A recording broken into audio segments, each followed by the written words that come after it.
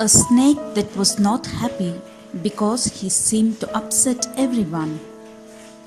He never did anything wrong, and yet everybody ran away from him, or else they threw sticks and stones at him.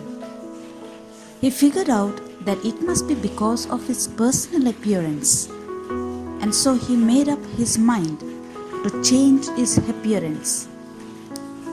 He placed his tail in his mouth and formed himself into a perfect circle. He then stiffened himself and seemed perfectly wooden. Soon some children found him, pounced on him eagerly and screamed, "Oh, what a pretty green hoop!" And taking a stick, they began to roll it along the ground, every now and then giving it a smart smack to keep it rolling along. The poor snake withstood the punishment as long as he could. At the first opportunity, he rolled off into the bushes and slipped back into his former shape and slithered away safely. "I have learnt my lesson," he said to himself, "that no matter how unfortunate my lot, I don't gain anything by pretending to be someone else." God has created the humans with unique characteristics and purpose. How many times, like this snake, we pretend to be someone else in our appearance, speech, work, position, possession, and in all the possible ways? The more we try to be someone else, the more we lose our true self.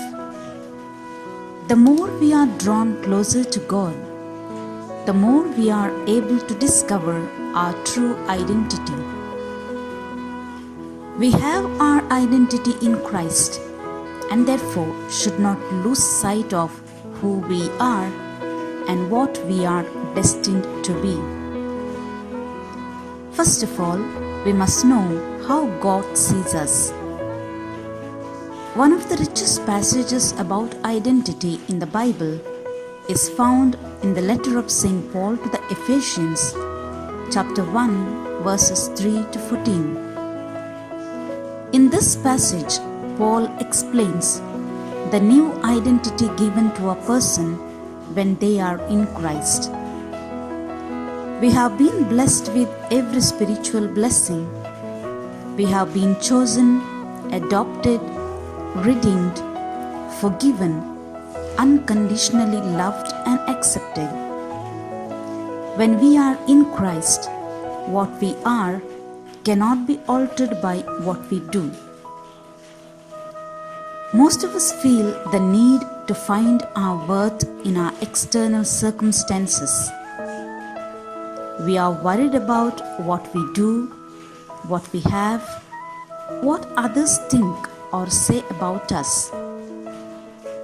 We forget that we are precious and valuable just the way we are. Jesus himself is the best model to know our real identity and to live that identity. Jesus knew who he was, and so he never paid attention to what he did, what he had, what people thought about him, and what people said about him.